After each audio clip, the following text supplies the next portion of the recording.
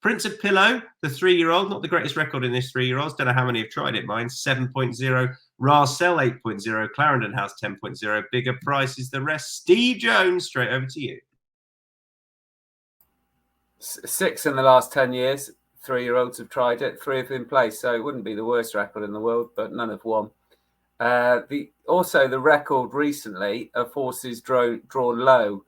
The last meeting at Haydock, not sure what was going on. Absolute joke. To If have you weren't group races decided that much by the draws, honestly, not good. Purely, one would suggest by watering and not consistent watering, which is not ideal.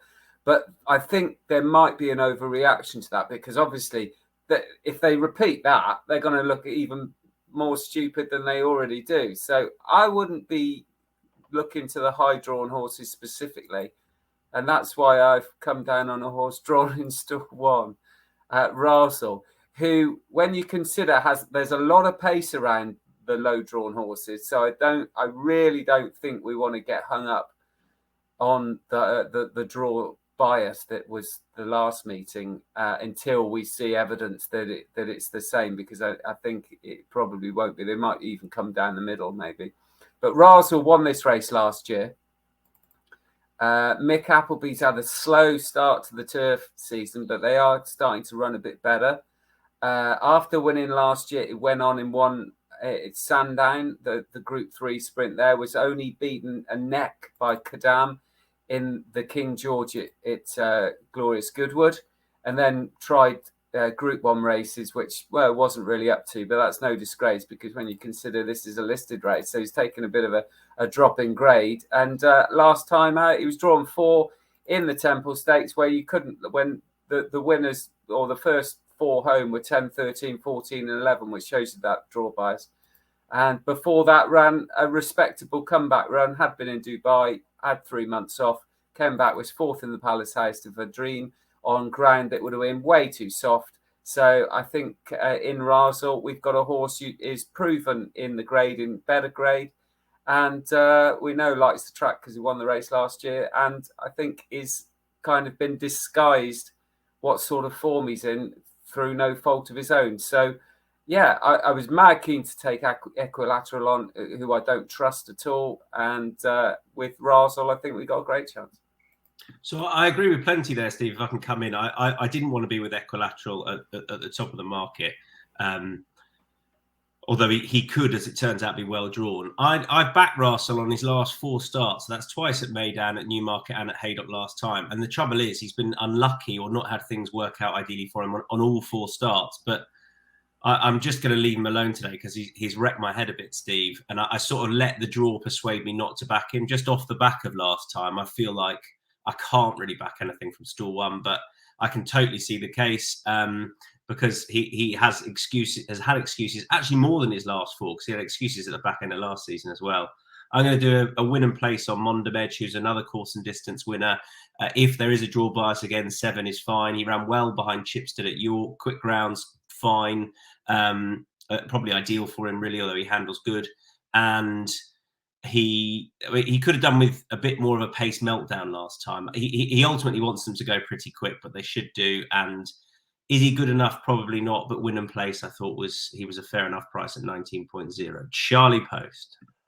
Yeah, I mean, I was keen to take Equilateral on 100%, like you two boys have said. I came down with Corker. I think I put him up last time at York, and he met interference when he was beat 5 lengths by Chipstead. The run before that, he fell out the gates when he was narrowly beaten by Regional, who is second favourite in this. And on his first start of the year at Newmarket, I'd say the ground was too soft behind Vadrine. So I still think he has it in him to make up into a pattern quality sprinter.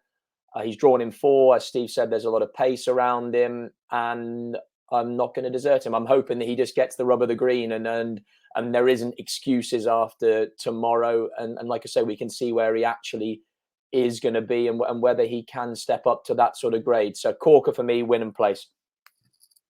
Lovely stuff. They jockey silks behind you, Charlie. Yeah, as in, yeah, it's this is our sort of like office where we got the racing colours in there. Yeah. So there's all hung up neatly for the end of the season. So yeah, beautiful. Do they still fit? Yeah, I mean, I try them on now and again. I don't know which ones I'll go for this evening, to be honest. Yeah, I'll make that up. I'll decide on that later, Steve. But I'll keep you in the loop, mate. Don't you worry about that. I can imagine Francesca just being like, "Will you put your jockey silks on?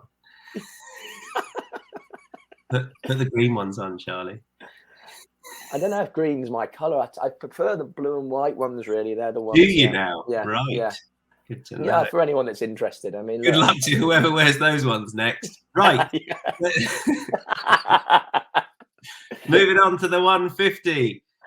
6 furlong for this. I don't know about you guys. I haven't looked at it. No, nobody's put up the favourite. All the King's Men is also 4.33, same as Equilatra. I don't know. I'd be against him back over a sprint trip. Maybe it's a master stroke with Ryan Moorbook, but I can't quite see it. Although Ryan was on board for the horse's last win. Mr. Wagyu is a course and distance winner, is 6.5. Silver Samurai is a course and distance winner, is 10.0. And there are bigger prices thereafter. I'm with Silver Samurai. He's drawn 14 of 14. The case has been made re the draw. He's a course and distance winner. I think very quick ground is probably what he wants. Well, he doesn't want deep ground, I don't think. So he's won on good by and large. So quick ground is okay. He has won on good to firm at Redcar as well a few seasons ago. He was progressive last year, ended up winning ultimately off a mark of 92, got up as high as 99. Probably not quite good enough thereafter, although one of the runs was on the all-weather. He's yet to win on the all-weather. I think he's a better turf horse. And now down a bit to 95 since the start of the season. So ready to win again. And he likes it here. So Silver Samurai 10.0 was very fair for me. Charlie? I came down with Illusionist. Again, the drawn low, which might not be to his advantage, but he's back down to his last winning mark of 88. And he has got form over 6, but he's been plying over his trade in recent times over 5 furlongs. Ran well at Ripon on his reappearance behind Hyperfocus, and then just looked shorter speed at York over 5, got behind, never really got into it. And I just think it's an interesting angle back up to 6. And like I say, off a mark that he's been competitive off before. If he can get out and sort of keep tabs through the first half of this race, I think he's enough ability to be taking this out of this sort of mark. Win and place option for me. I thought it was a really open race and a tricky one to pick through. Steve, strong opinion or tepid? Yeah, strong. Yeah, I like these sort of races. Nomadic Empire, who is, I think, about 17.0. Now, it's another one that you've got to forgive a little bit because it's not run particularly well in 2 starts this season. But David O'Mara, who trains him, is another trainer who's had a slow start to the season, but they're definitely starting to run a hell of a lot better. And Nomadic Empire is potentially very, very well handicapped. And if you go back to last season, even back to last September, was only beaten just under 2 lengths in the Portland off higher marks. Before that, it run really well in a hot sprint at the Ebor meeting. And this is a horse who's intriguing, really, because he does most of his racing over 5 furlongs. But the Portland's 5 3/4 of a furlong ran really well in that. And his record in over 6 furlongs is very good. His last win, which admittedly was a fair while ago, it was the back end of the season before last. That was over 6 furlongs. And then he backed it up over 6 furlongs. So quite why he doesn't try 6 furlongs more often is a little bit of a surprise. The fact that he's come down in the handicap so much, I think it gives him a real chance with David O'Mara going much better again. And I really like his chances. I think they play around with the headgear a little bit, so clearly he responds to a bit of that. And if the cheek pieces are back on from the visor, I see this horse being a big player at a decent price. Yeah, 3 fair prices going up there. Q, the first 2 favourites winning the first 2 races. Silver Samurai, Illusionist and Nomadic Empire. Handicap over 1.5 miles next, the 225 at Haydock. Cumulo Nimbus for Charlie Fellows and Harry Davis is 4.5. Good Show 6.0. Get Shirty 7.5, 9.0 Dark Pine, Forza Auto 9.0, double figures the rest. See, there's good betting opportunities in here. Charlie and I agree with Cumulo Nimbus, a favourite we are going for. You can make the case first of all, Charlie. Yeah, I mean, look, he stepped forward well for his first start of the year at Pontefract when winning at Newmarket. He got up and won narrowly. He's only up 3. I don't think that that's going to be enough to stop him. You know, he seemed to benefit from an aggressive front running ride and the application of cheap pieces last time, which are retained. And it was more, I was keen on him, Tom, because I thought it was a pretty weak contest. You know, Keith Dalglish's horse, good show, won again in a blanket finish on his last start. And beyond that, I thought you could pick holes in plenty of these. I just thought as a 4-year-old coming forward, he was a solid one in a race full of plenty of exposed horses that find winning difficult, if I'm honest. And then I didn't see heaps of pace in against him. So there's the possibility that he could get out on the front end and have it pretty easy in front this time again as well. So that was my main angle in, to be honest. I think when it's quick ground here, you can really nick it on the round course. And I just hope they revert to the tactics they used at Newmarket. Maybe they won't. I don't know. Maybe it was just a Newmarket thing. But that was Harry Davis on board first time. I'm sure they'll do that again. Cheap pieces on first time, last time. So I'm sure they'll just try and repeat that trick. There's nothing else that will or is likely to go forward with him. You never quite know, do you? But maybe others will look at the race and think, well, there's not much pace on. We'll try and dominate. But if he can dominate, he should take a bit of beating. I would hope. The yard, there was a bit of a cloud over it, but they're in better nick now. So Steve didn't even react to that one.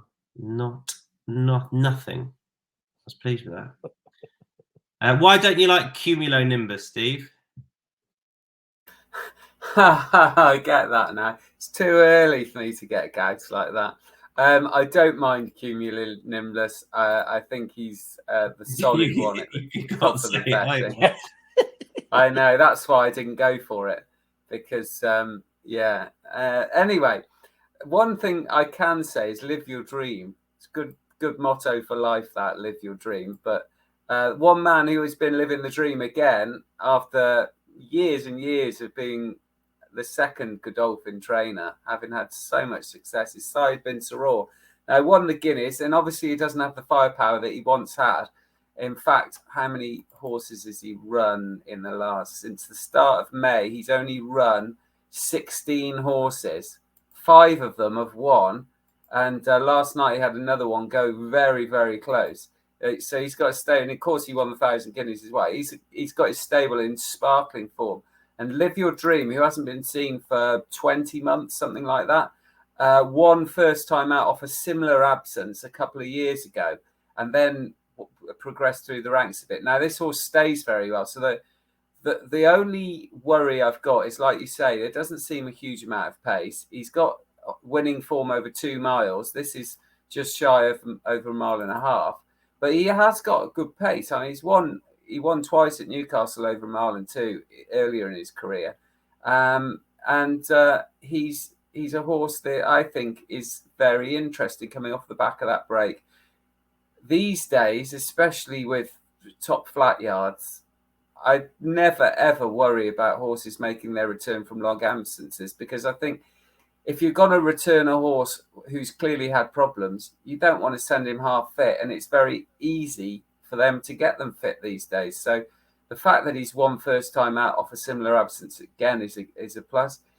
He did make the running to win a 4-runner race, albeit when he was long odds on earlier in his career. Since then, he's been ridden much more patiently, but most of those have been over longer distances. So I'm taking a bit of a chance that Live Your Dream will overcome the potential pace bias, and because I think he's got a good chance, and he's been ignored in the betting at 13.0, if that's the case.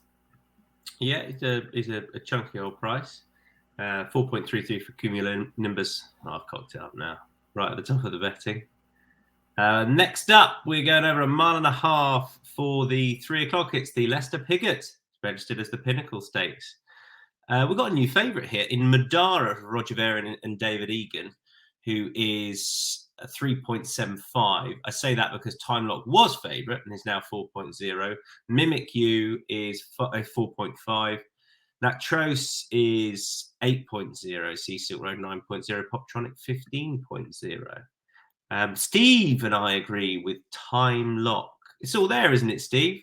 Yard are back on song, having not had a winner since January. She shaped well last time on maybe ground that was easy enough. Has won on quick before. Yeah, I think she should be favourite. Yeah, undoubtedly. And there's a bit of a theme to my tips today, because they all seem to be from yards that have had a pretty ordinary start to the season and now in much better form. And the personification of that is Harry and Roger Charlton, who, like you say, struggled for any sort of winner until recently. And now they've just started to grind out. They've 4 winners in the last week or two, and really starting to hit form. And the fact that Time Lock could go so close and run so well in a listed race at Goodwood on her return to action and it was a really good run as well. She travelled fine, really well. Like, she travelled like the best horse in there.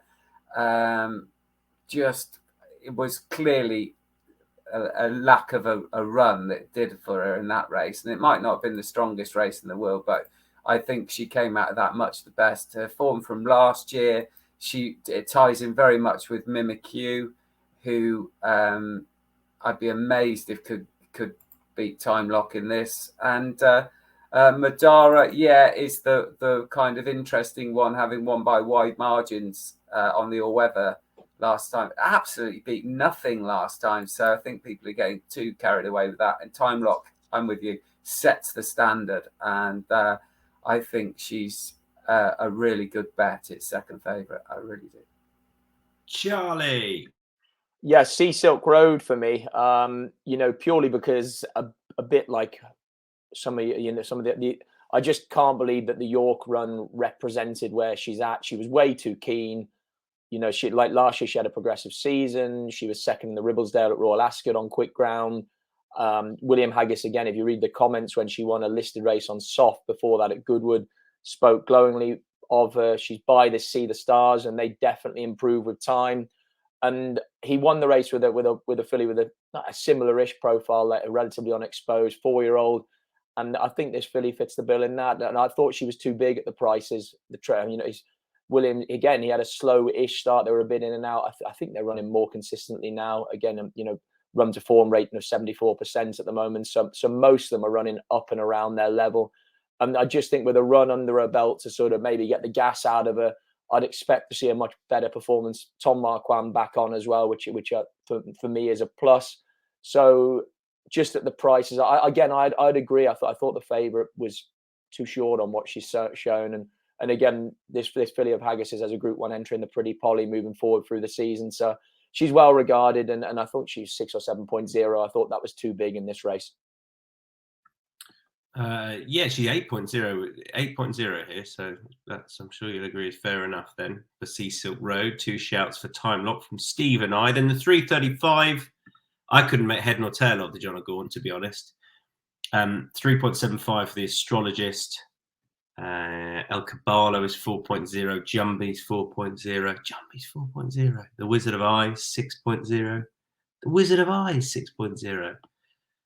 Boardman 13.0. Then Gorak is outside of the bunch at triple digits. So I honestly went round the houses, and I'm a no bet. The closest I would be siding with one of the top 2 in the betting, as you are, just because I'm not sure Jumbie is worthy of being quite 4.0. For all this is a drop in grade, and the Wizard of Eye ran well last time, shaped as though drop back to 7 would suit, but he's the Wizard of Eye. So the Astrologist, first of all, step forward, please, Steve. Yeah, it's more a process of elimination than anything. I'm not mad keen on this race, but the Astrologist ran very well in Dubai. I'm not a great fan of taking Dubai form at face value, but the Astrologist ran real there to be beaten just ahead in the Group 1 behind Dania, and came over to York for the Duke of York, presumably with a potentially a tilt at the Queen Elizabeth II Jubilee, as the race is called this year, at Royal Ascot. Didn't really do its chances much good in that for that race, but they're stepping up in 7 furlongs. So I thought if the Astrologers couldn't win this race, they might as well go back home. Fair enough.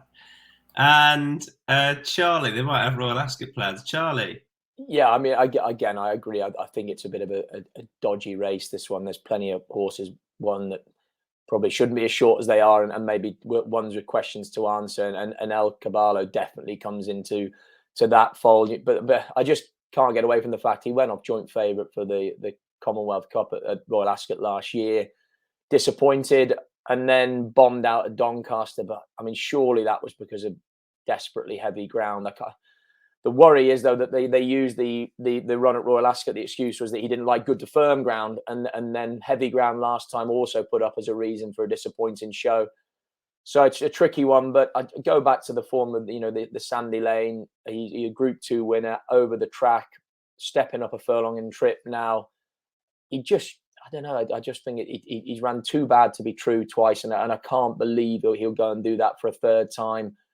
He does have the potential to be a Group 1 performer, potentially, if it all came together. And again, in a race full of horses that are pretty exposed, I thought he was the one that maybe had the profile to progress further from what the level that we're seeing right now. And he needs to be honest. But yeah, El Caballo for me, but it would be a pretty